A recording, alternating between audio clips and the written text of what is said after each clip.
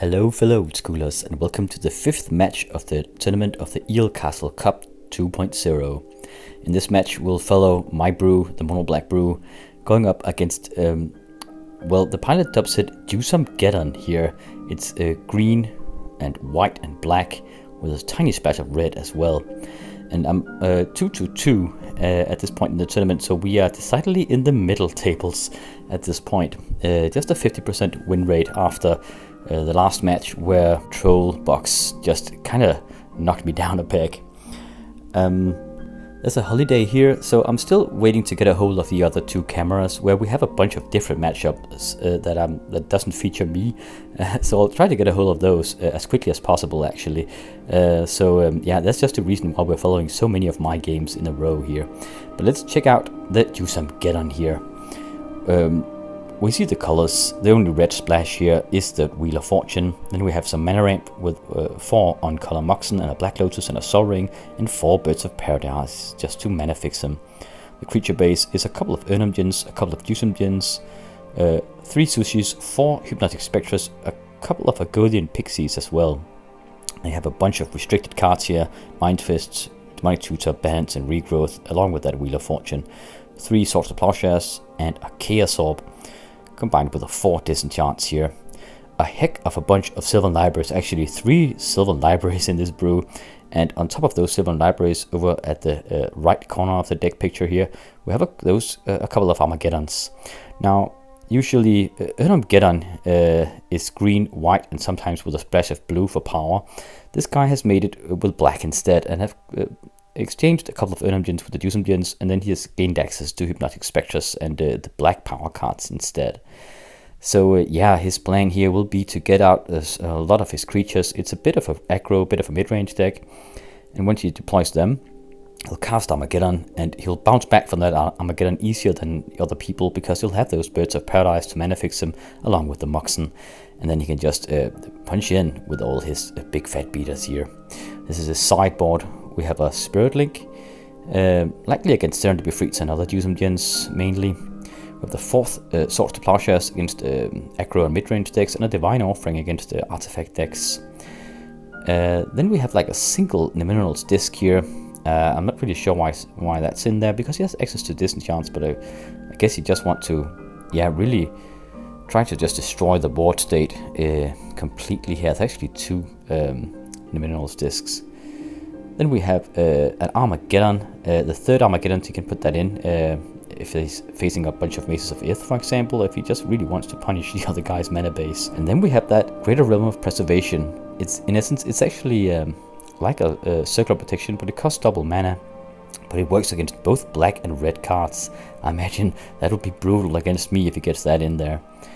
And then he can make a bit of a transformation sideboard. He can take in those 4 Dark Rituals there, and that will make it possible for him to deploy those Underworld Dreams straight from the get-go, because the 3 black mana requirement is a bit difficult to get a hold on when you play with 2 to 3 Armageddons, because you'll bomb the mana base so much.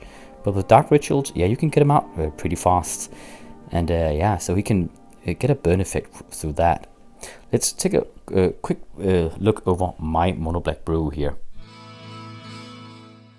So we see it here. I've gone over this deck a bunch before, so I'm just putting it in here for reference, so we kind of are reminded what the matchup is. It's Mono-Black because I want to win a playmat. We have a bunch of small tweaks and combinations here with the Icy Manipulators and the Paralyze and that single Royal Assassin. I've mainly gone for style here, as I have a quite large beta black collection, because I really like beta cards and I really like black cards. So I just thought I could make it really pretty here. If I wanted to optimize it, I might have even more Royal Assassins in this brew actually, and even more Ices, but I only owned the betas that we see here. So this is the matchup for today. The Undead Horde from me, marching into the bayou of our opponent here, where we see the Ernemgens, the Juzam-Geddons, and the Agodian Pixies, backed up by Armageddons. Let's get ready for the first match.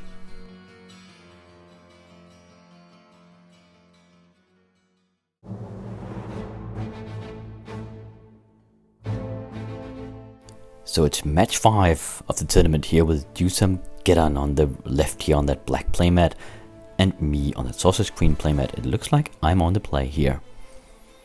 Swamp coming down. Ooh, and my 1 and single mucks in that deck. Pretty damn lucky. Dark Ritual into a... Oh, right. Turn 1 Hypnotic Spectre here. It's a bit of a YOLO play. I was just anticipating a Swords to Plowshares here. I was just about to say that you could Swords to Plowshare it, and I'd be at a card disadvantage from that Dark Ritual. But here we can just get in and start nicking cards. And this will provide intel as well. Getting an Armageddon here, so immediately we know what we have a pretty good feeling what we're against here with that Birds of Paradise and an Armageddon. Sinkhole in that City of Brass. Sylvan Library coming down here, so we'll try to dig for an answer to get rid of that Hypnotic Spectre as quickly as possible. It'll just dominate the game otherwise. Another Armageddon. All these Armageddons are gone here. Ooh, and an Underworld Dreams. That'll just counteract that Sylvan Library. He'll take 3 points of damage if he uses it. So, and he can't even... he only draws a single card, so yeah, he forgoes the Sylvan Library, getting a Nagothian Pixies though. So he can counterattack, but I'm still nicking cards. Another Nagothian Pixies getting taken out here. He does have a factory in Nagothian Pixies at this point. Now Drain Lifing the Bird, really pressuring his mana here, because the longer I can just keep him on his back foot here, I can ride that Hypnotic Spectre straight to victory. It's just a brutal opening from the Mono-Black Brew here. Picking his hand apart. He needs a Swords to Plowshares here immediately. Now, will he use the Sylvan Library? I think he did. Okay, counter-attacking for 4 here. Trying to catch up with the damage department, but the card advantage is real here. Losing so many cards. Getting rid of a scrub land here. With that Hypnotic Gaze. Taking another point of damage. Yeah, he must have taken a full punch in from that Underworld Dreams using the Sylvan Library. Tried to dig for Swords to Plowshares. Didn't get one. Just a BU. I mean, he needs the mana because I cracked the bird, but... Oh, another Underworld Dreams. Yeah, I sinkholed one of his lands and Drain Life the bird, so he's a bit of a pickle here. Attacks for good measure. I had an energy in hand, but lost the first match. Mono-Black Brew took it. So, yeah, let's go over the sideboard strategy for a bit here. I saw Farms at MTG do a bit of this, so feeling inspired, I'll do a bit of that as well. Now, this is the sideboard from the Mono-Black Brew. We can't really use the Terrors because, well, we did see that he had a bunch of black mana sources, so he'd likely have black creatures, right? So, immediately, I'm taking in a couple of sushis, mainly because I need to just have additional creature pressure. It's always good to have a big fat beater out, because it kind of just neuters his Armageddon. See, he won't play them when there's a sushi out against him. Also, I'll keep the Underworld Dreams and the Icy Manipulator in the deck, as the Underworld Dreams will counteract his Sylvan Library, and the Icy is just another very good card to get out before he casts Armageddon, just to keep him at bay until I can recuperate my mana. I'm only monocolored, so it'll be pretty hard to mana starve me, also with the Dark Rituals, but still, I don't have a lot of artifact mana, so yeah, the Armageddons might be brutal. I'll need those failed saves, and with Sushis and Ices and Underworld Dreams, we might just overwhelm his artifact removal, or disenchants in this, as the case may be. Another card I put in was the single Minerals Disc here. I did that because I kind of feared that he would have circular protections. I saw there were scrublands there, so he had white mana, and I also saw the Armageddons, obviously. So, and we know that he has that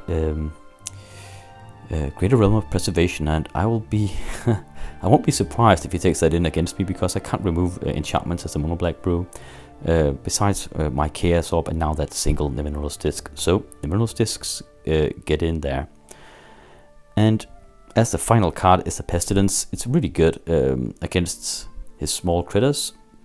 We saw a Nagothian Pixie. It only has 1 in toughness. And we also saw Mana Birds. And we could just have a Pestilence out and just sort of clear the board for all his little mana creatures. I didn't know if he played with Llanowar Elves at this point, but he might, right? So I thought. But still, it's pretty decent. And with the Sushis, it also works in conjunction with them, because I would face Unumgens, and yeah, the Sushi will lose to that. But if I have a Pestilence out, I can just ping the final point of damage to the Unumgen and win through that. So 2 Sushis and 1 Minerals Disc and 1 Pestilence gets in. What it took out was the 2 Sinkholes. When you're against Geddon or variants of it, he just has a really secure mana base usually, because I mean he's designed his deck around getting his own mana base completely obliterated by Armageddons. So it would be really hard to mana starve him. And also, even if I kind of do it in the beginning just to put him behind in mana drops, he can just equalize for the later Armageddon, and all that work and all that cards will be for naught. Still keeping 2 Sinkholes though, because yeah, as a mono-black player, I have a hard time dealing with factories, as I don't have instant removal that can remove them. Terrors won't work and Paralyze won't work. Having a couple of Sinkholes might be crucial if I come up against too many factories. Also, Mazes of Ith and an unanswered Library of Alexandria might be really annoying here. So yeah, just as a failsafe, only removing 2 Sinkholes. And then I remove a couple of Drain Life. The story here is I'll keep 1 just to have a way to finish the game with the next spell, but I don't anticipate me having a lot of mana in this game, because with Armageddons it will be pretty damn difficult to get those Drain Lives going, and I have the Pestilence instead, right, to try to ping the little critters. So taking out 2 Drain Life. That's 4 cards out of the deck and 4 cards in. Let's see how that sideboard strategy works out in this round number 2.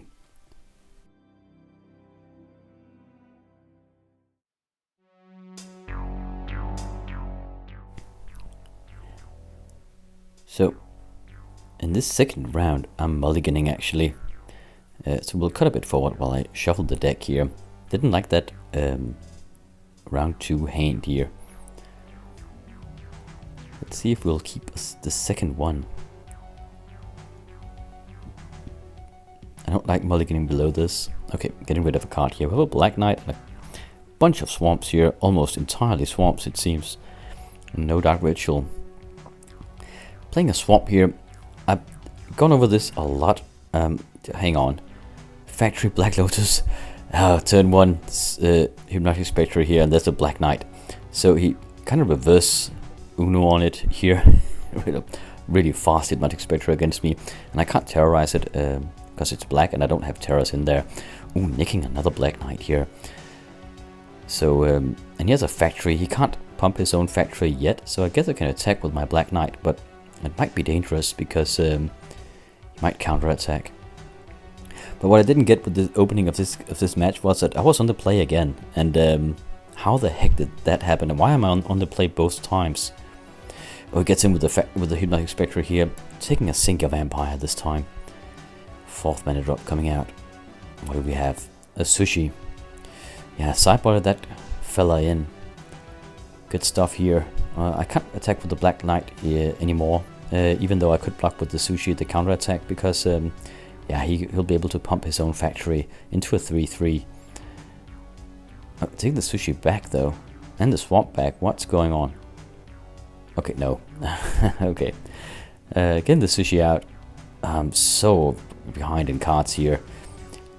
Taking one of my sinkholes here. I was considering whether I should sinkhole the factory likely. I know I don't have many sinkholes in my deck after the sideboard here. Oh, getting a strip mine though. lucky stuff. Punching in for 6 here. Revenge attacking. I just need to finish the game with what I have on the board here, because the Hypnotic Spectre has just completely hypnotized me, removing my entire hand. There's a Savannah and a Mox Ruby coming out of Juzam-Geddon here. But he'll likely not want to play an Armageddon. No, he actually plays a Wheel of Fortune here, because there's so much creature aggression against him.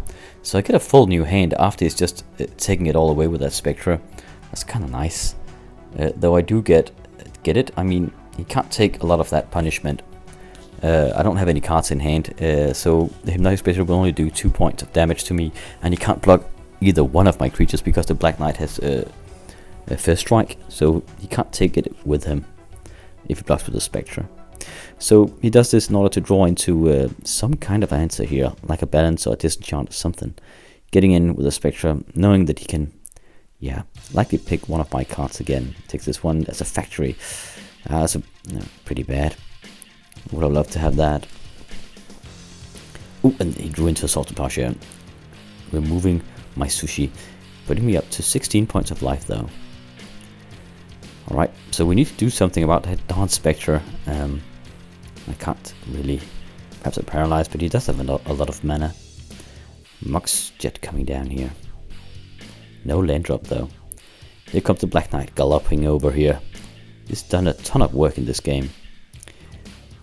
Ooh, and then drain lifing the Hypnotic Spectre. Getting even more life. Good thing too, because I have another Sinker Vampire. That would have been slightly better to get that down, but I probably didn't draw it. And I lost the first one to the Hypnotic Gaze of that Spectre. So he has 5 mana here. Could likely get something big out. Yep, here comes a Sushi. And the main disadvantage with the Sushi is that I can't really remove it. And a Spectre as well. Ah, oh, hot damn. That real turnaround here. So Spectre and a Sushi coming up against the Black Knight here. I do have a library in hand. I drew into that, but I'm getting it down here. Bit mana starved it seems. I can't really use it because the Spectre will nick cards from my hand. That's a blocking Spectre though. Ooh, and a Rather Assassin here. That'll keep him at bay until he can remove that. The Assassin will be able to destroy any creature that taps. Just need an Icy Manipulator or Paralyze, and we can start. That Assassin can start going to work. But a bit of a standstill at this point. The Royal Assassin will keep him at bay, and I can't really attack either because he'll just block me.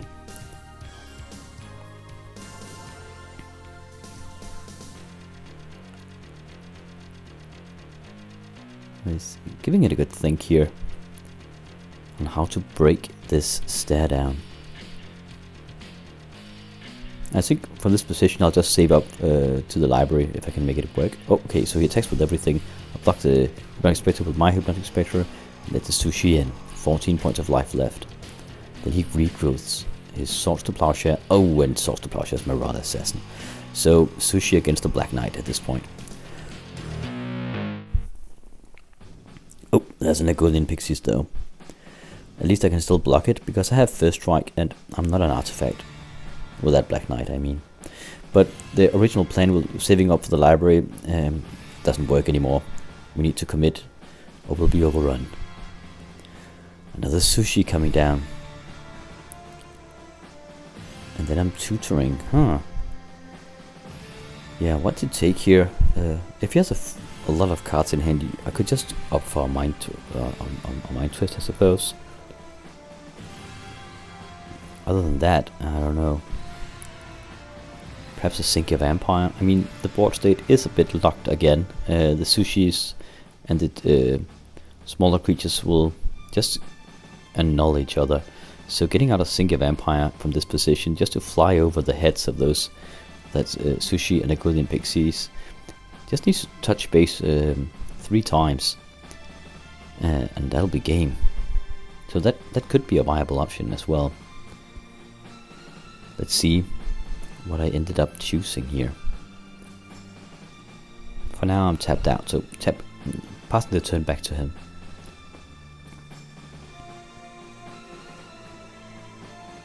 I think I have 3 cards in hand. Oh, he passes the turn back. Okay. Drew into an Untold Dreams here. Getting a Spectre out. I could have tutored for that, just in... Oh, and that Untold Dreams, I drew into that. I guess I could have tutored for the Spectre. It's a mixture between a Mind Twist and that Sinker Vampire strategy I mentioned, but I think probably the Sinker Vampire would have been better. I don't know. I might just keep it in hand. whatever I tutored for. The Tunnel of Dreams, though, it'll ping him, and next turn the Spectre can start to get in. Oh, it could. I was just about to say that the Spectres are MVPs in this game, but getting Swords to Plowshare immediately here. So we need something else. Where are the Juzam-Geddons actually? They must be hiding on both sides. Sinky Vampire. Here it is, the big popper. He just spent a Swords to Plowshare. He has likely taken in the 4th Swords to Plowshare after sideboard here. Oh yeah, I remind him that the Underworld Dreams will ping him for 1 as well. He's down to 10.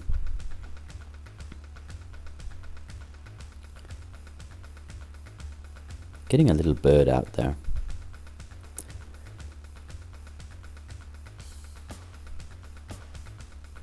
Now Mind Twist his hand. 3 cards. Oh, nothing there. Soldering and a land and a Mox. And getting in with the Sinky Vampire. Flying over here. Putting him down to 6 points of life. And another Underworld Dreams. Hot damn. What a turnaround here. Punching in. Oh, there's a Spectre though. But, I mean, 2 Underworld Dreams against him. He needs disenchants. A balance would be nice as well. But we both are without a hand. Having spent all our resources at this point. Sinky Vampire comes in. The bird comes in its way. That's a 5/5 vampire. That's a rare sight actually. Getting a counter because it destroyed a creature. Goes down to 2 points of life from the Underworld Dreams. And yeah, forfeits the game here. No way out. Too many dreams. Too many attack vectors here. Mono-Black takes it. With a 5/5 Sinky Vampire. And 200 dreams as a backup. So I'm up 3-2 in this. I think the second match here was pretty darn close, but just drew in. I suppose I drew a bit more luckily than my opponent, getting out that Demonic Tutor, and then yeah, just the pressure just started rolling here with Hypnotic Spectres, Underworld Dreams, and Sinky Vampires, and even his attempts at Swords to Plowsharing them proved to be futile in the end, because yeah, it seemed a bit mana flooded as well. So almost a fully powered deck here. Took it out. That's always nice. It's a good feeling with such a, I mean, I do have a Mox, but apart from that, it is a pretty non-powered brew, this one. So that's good. Up 3-2. We'll have to make the score better than any other Mono-Black deck in order to win that playmat.